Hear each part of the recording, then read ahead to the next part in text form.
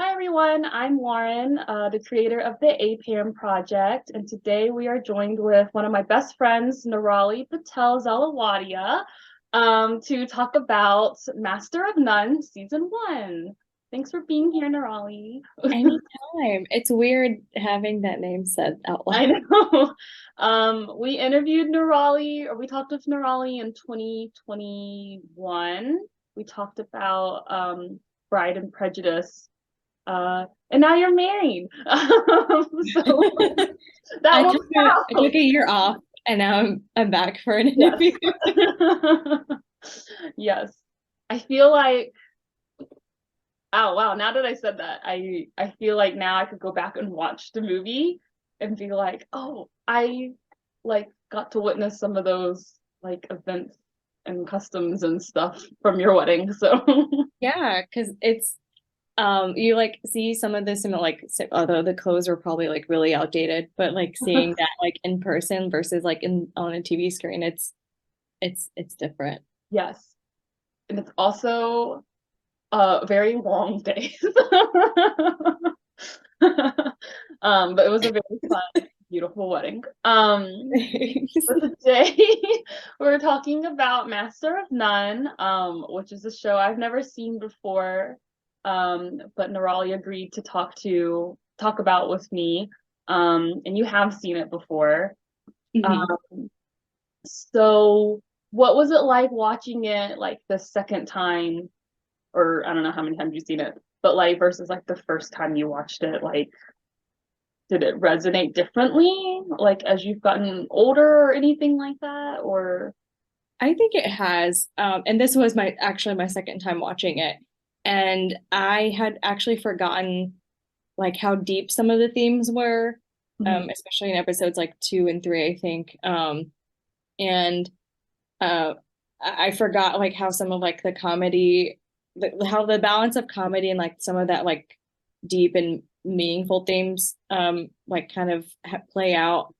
And especially the episodes where like, oh, we don't see like at the beginning of one of the episodes, it was replaying all of like the stereotypical like Indian characters that we got on TV. Brown Um, face and stuff. yeah, I Yeah. completely forgot about that, and it's like, wow, it's like I didn't think about it Right. like when I watched it the first time. Probably also I watched it really late, like at night. So, but I do recognize some of the themes a lot more now than I did back then. Yeah. And I think what's interesting about that one that showed all the stereotypes and stuff is like you had things like The Simpsons and like Ashton Kutcher. And those are people like during our, not like, yes, our lifetime, but like our time of being like aware of like television, Mm. which is not that long ago. And I totally forgot about the pop chips thing until I saw that clip, and I was like, oh yeah, that was like totally a thing, and I totally forgot about it. And I don't think I was like as hyper aware of like racial injustices and stuff back then when that happened.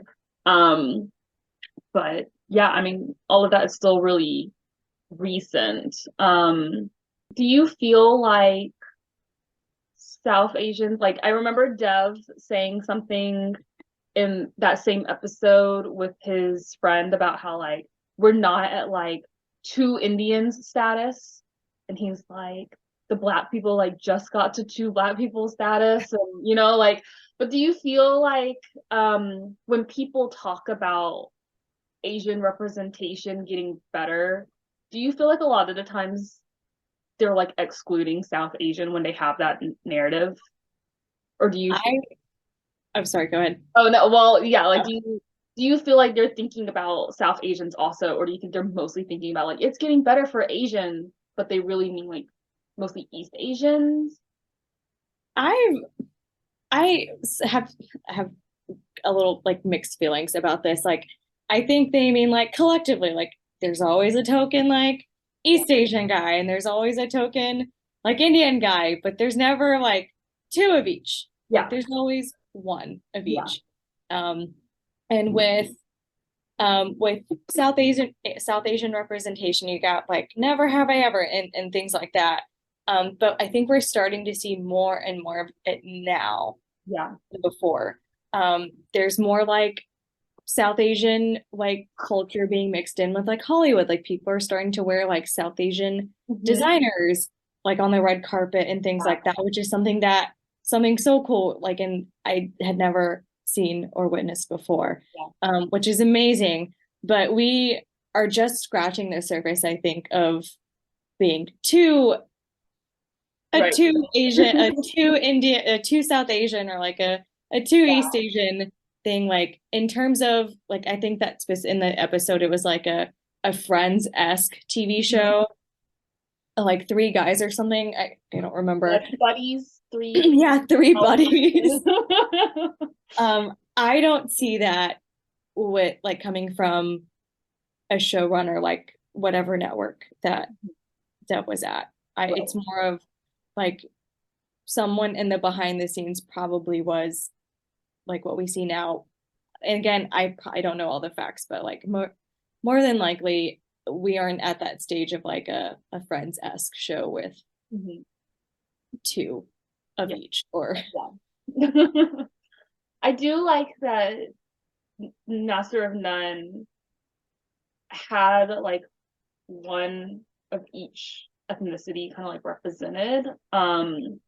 Like his friend was like black and she was also like a lesbian. Mhm. The other friend was East Asian. He had a white friend, and then he himself was South Asian. Mhm. So I liked that, and it didn't feel like tokenism because they just felt like they were his friends, and they never really made a whole lot of comments. Like they acknowledged their backgrounds, Mhm. but they didn't like harp on it and make like dumb jokes about it or have like here's the one episode about the one like East Asian character's backstory and then like never talk about like their backstory ever again or something like that. Mhm. So I appreciated that. And then the creators are Aziz and also Alan Yang, who did Tiger Tail, which I think I covered my first year. Mhm. So that was nice too to see that it had two voices, which I think probably the episode that showed that the most was episode 2, about the immigrant parents. Um, so what your parents immigrated here. Yes. Yeah.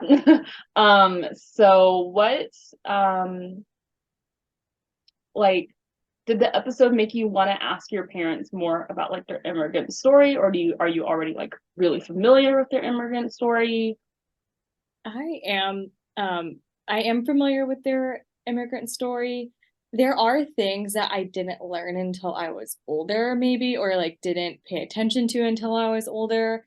Because like they'll be like, "Oh, we walked a mile 3 miles to school like in the rain with just like flip-flops or something like that." But I didn't really get like the nitty-gritty until I was older and learned to appreciate what all they've done. And seeing the scene where it goes back to Dev's like dad's childhood, and then coming and then going through like from there, like from India to America, and like all the hardships he faced here to provide for their kids made me appreciate them a lot more because of what all they sacrificed and everything. And there are some stories that they just kind of blow off, like how his friend's dad did. Though, like, we just did it, or he Mhm. didn't elaborate a lot until maybe that dinner Right.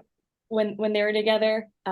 So it's that really made me like appreciate that what all they've done and what all they did.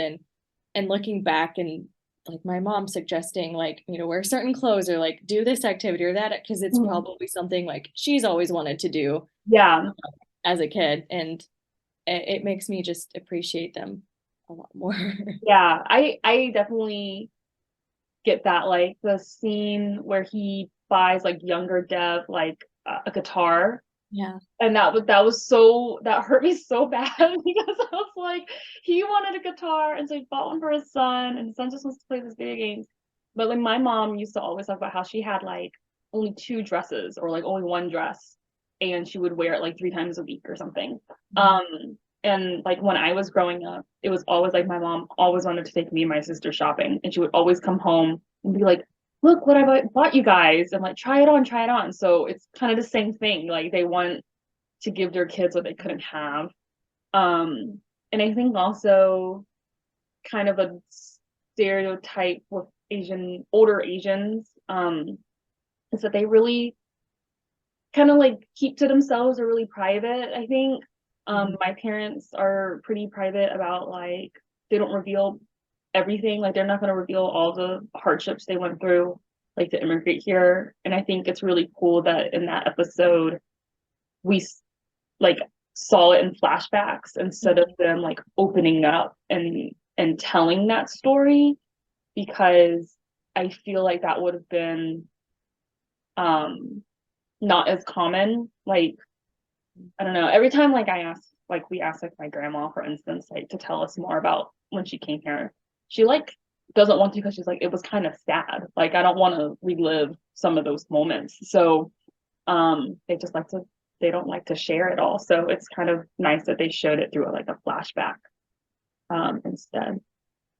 Yeah. You had texted me about the chicken. Yes, I was, that had to be trauma. I mean, not even listing out all this stuff that he probably went through.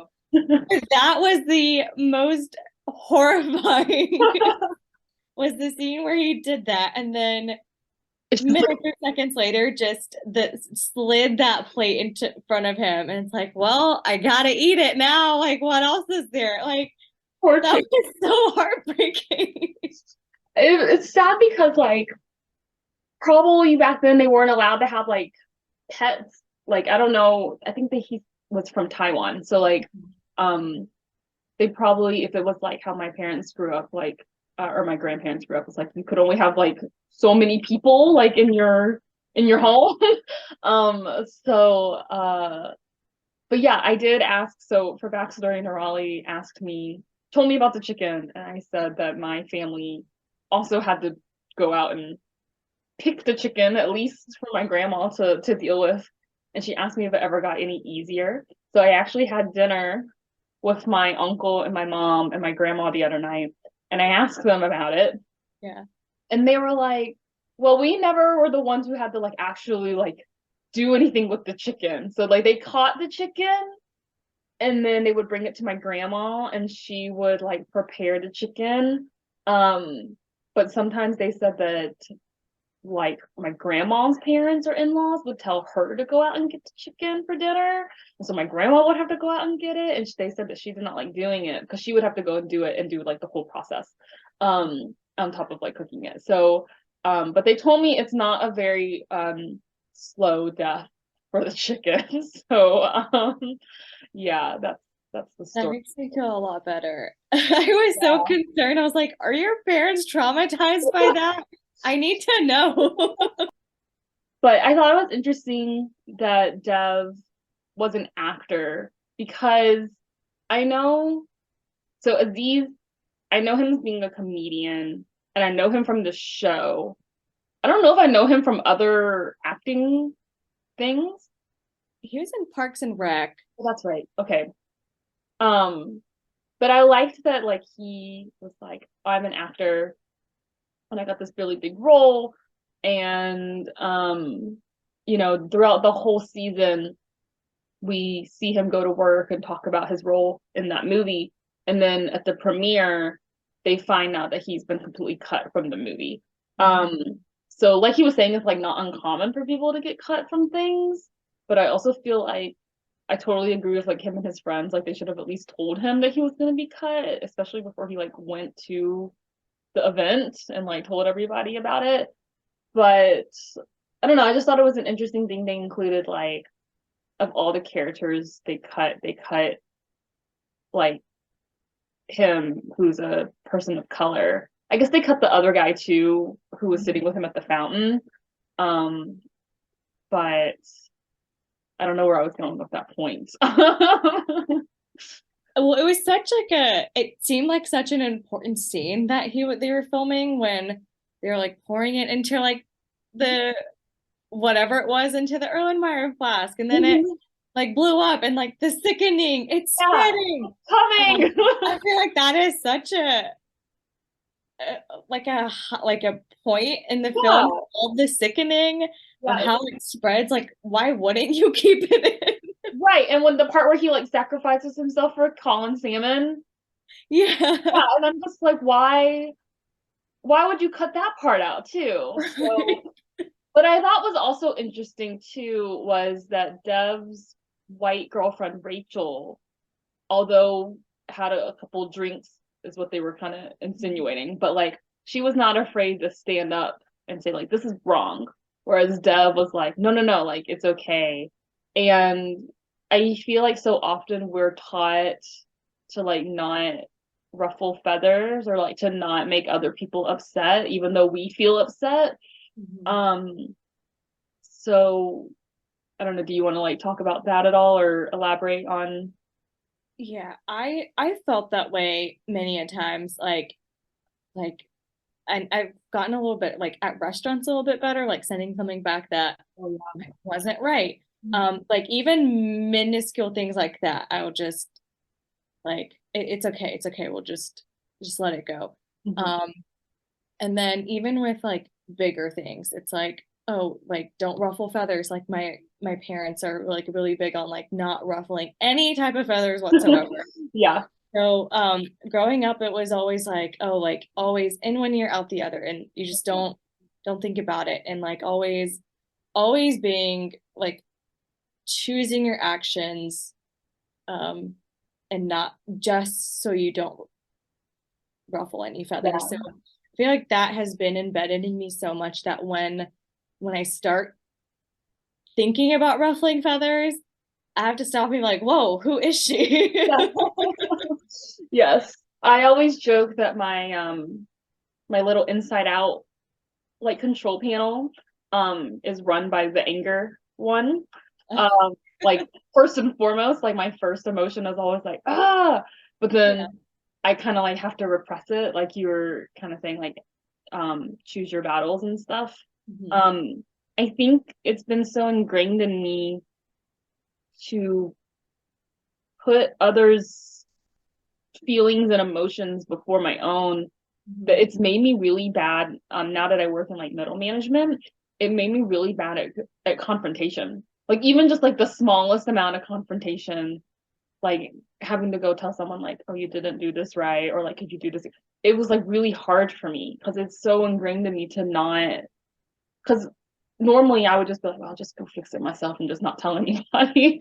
So it was really hard, but I think to me those are kind of like minor things. Like yes, they are things I should probably improve on, but I think with all of like the Asian hate that happened, it was kind of like this trauma was happening to a collective group that is stereotyped and known for being kind of more docile and like quiet, and especially the elders who were being targeted. And so I'm really glad that there were people in the community who were like outspoken and that we had allies who maybe weren't Asian who were like, you guys need to listen to the Asian community and help the Asian community. Because I think a lot of the times, a lot of us were raised to be like, we don't ask for help and we don't raise our concerns and we don't voice, when something's bothering us. So I'm really happy that we had people who were able to be that voice and to also show us like it's okay to voice those things and Right. things like that. So I think that was a really kind of like a wake up call in a way for me. Um, Yeah. but like we would need people like Rachel to kind of be in our corner and Yeah. help us, like We need more people like Rachel. Like I remember like not too long ago, my dad would be like, oh, like if I was going somewhere if like or like somewhere with our family, he's like, make sure like if anyone says something to you, like on like the side of the street or like anywhere, you just turn around and you walk away. You don't engage. Mhm. And I thought about that when I don't remember what episode, but when Dev, like he was mentioning the like the article and about like releasing the email to like an article Oh, about yes. about about that like network head Yeah. saying a bunch of racial slurs about he Mhm. and the other guy that auditioned for that role, and saying that, oh, like, East Asians and South Asians, like if we hear something, we just put our head down. Mhm. We don't ruffle any like feathers and or Yeah. something like that. And that's what I thought of is like if we're getting it, it's like we just have to take it and like just walk away, Yeah. versus like voicing opinion and things like that. And, that just reminded me of like, oh no, Yeah. don't cause a scene, just Right. keep to yourself. I think that also comes with like a fear of like power structure. Like for instance, like all those people didn't want to come out during Me Too because they're like, am I ever gonna get a job again? And Yeah. like with Dev, he was like, well, screw it. If we're both not getting this part, like we should just release it. Like, what do we have to lose? So the episode with the other Indian guy who was up for like the Friends show Mhm. was talking about like how he does like an Indian accent and he just assumes Dev like doesn't know how to do an Indian accent. Um, so I just wanted to like touch on like I know John Cho has been outspoken about like how he wouldn't do like stereotypical or accent roles or things like that. Um, but just how like that is still kind of like a thing, even though like I'm sure at this point there's like, second generation Indian Americans and like obviously not all immigrants have accents. Like my mom has a southern accent, she's an immigrant. So um just like about the stereotypes that surround Indian people, like that they own like gas stations and like things like that. Like they're like, oh yeah, we need like a taxi driver. They should be like Indian. Like, what are your thoughts on that? When I was a kid, I thought it was funny. Mhm. Just like, oh, like the 7-Eleven guy from The Simpsons, like Right. out of my 7-Eleven in the Indian accent. I thought it was funny, and I thought that I could make people laugh doing the accent. Mm-hmm. Yeah. And I did. And thinking about it now, I wish I hadn't. Mm-hmm. Um, but back then I was like, oh, I like they'll think this is so funny. Um and I now it's getting better with the different roles that we have, Mm-hmm. but the stereotypes don't go away. Yeah.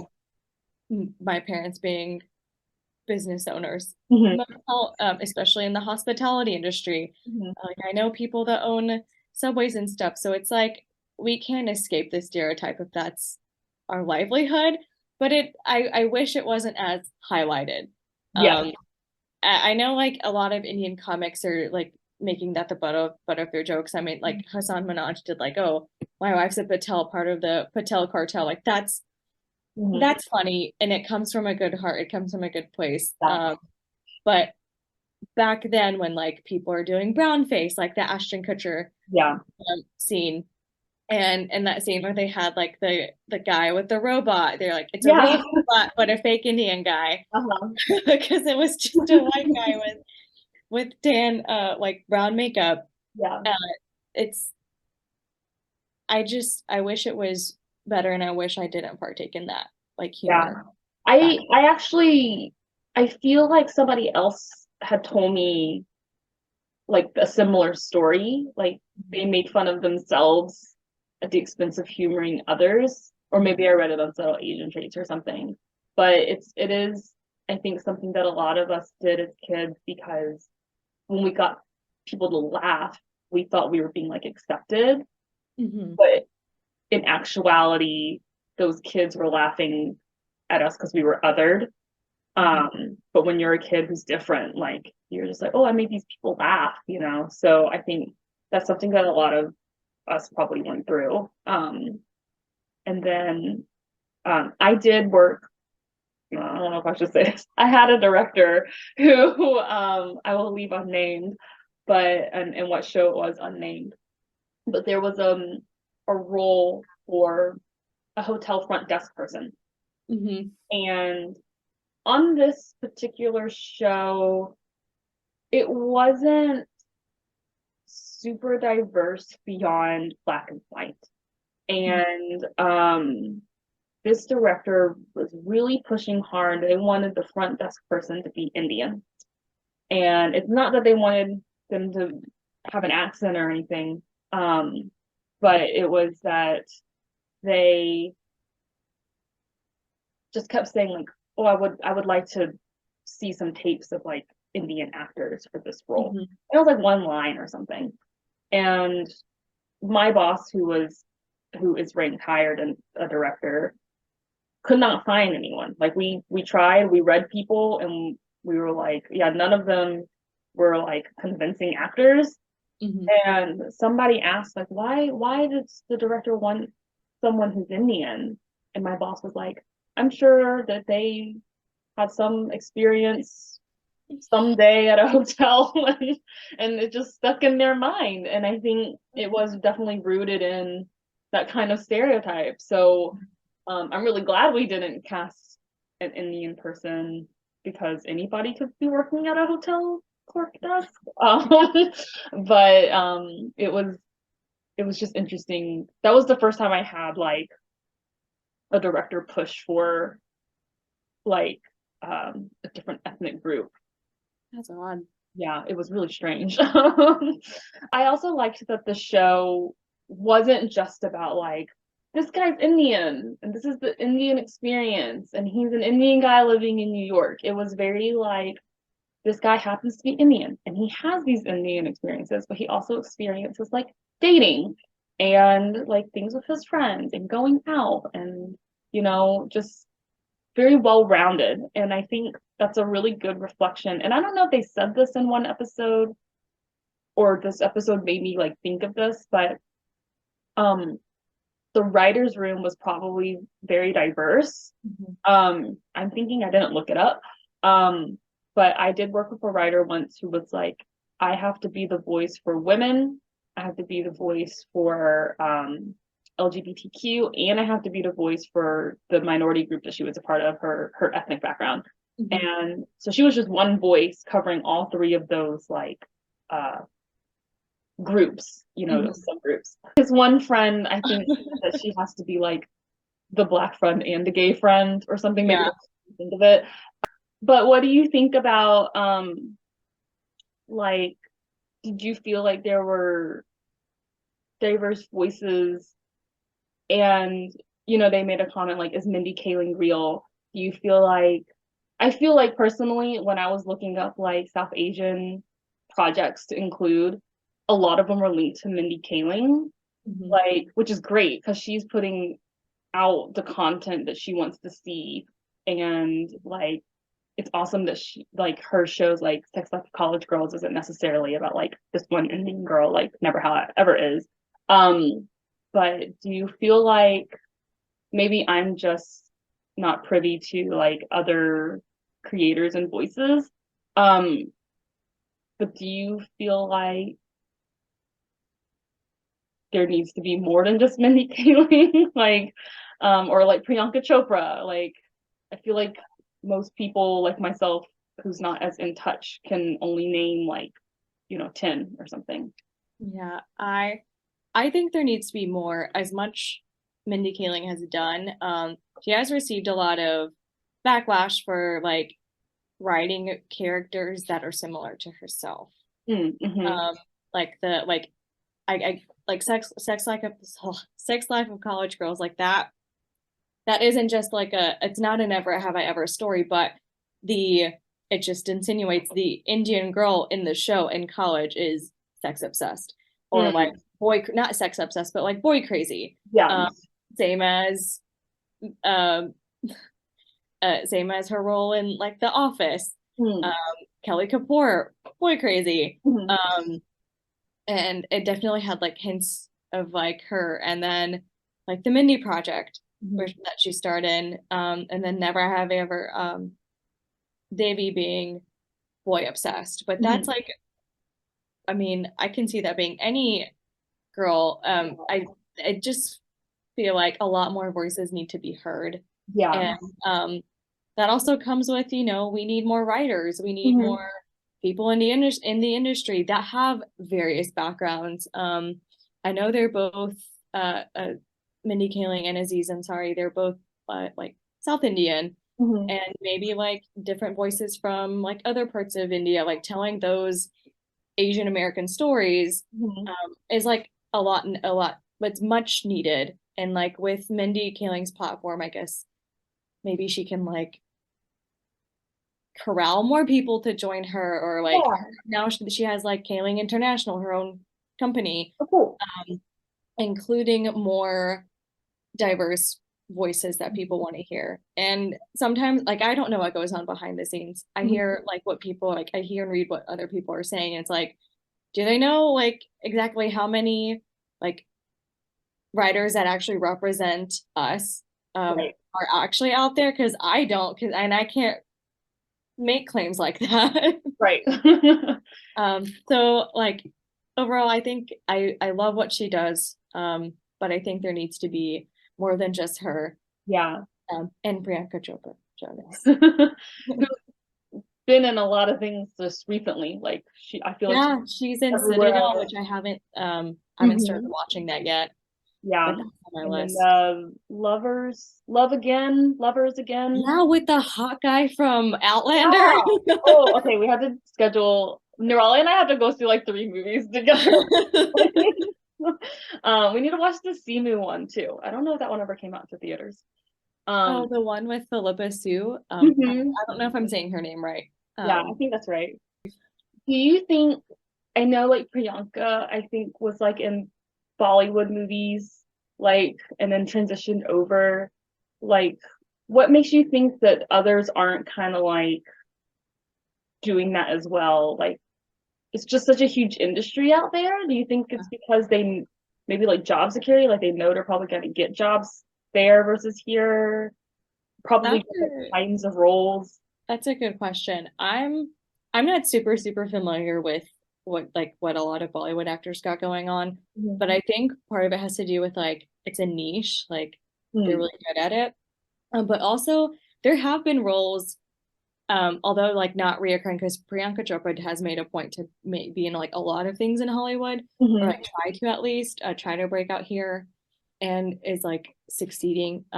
But like Deepika Padukone, she was in like that Triple X movie with Vin Diesel. Uh-huh. And maybe like a couple more. I don't know her like whole roster. Mhm. And like Anil Kapoor was in like one of the Mission Impossible movies. So like there have been some actors like doing like a couple of roles here, but not like fully committing, probably because like I mean Priyanka Chopra's like got the accent down. Like it's Mhm. not, I don't know if it's like a like English thing, because like a lot of Mhm. like Bollywood actors, they do know English, or Yeah, like yeah. Hindi cinema actors. I feel like Bollywood is somewhat controversial now after Yeah, I remember you the show telling I me. watched on Netflix. The Romantics. Nirali, do you have any small AAPI owned businesses you want to give a shout out to or like influencers Yes, or anything? my sister-in-law's and her sister-in-law's new venture, Chic Aesthetics. It's South Asian clothing. It's really cute. Check it out on Instagram.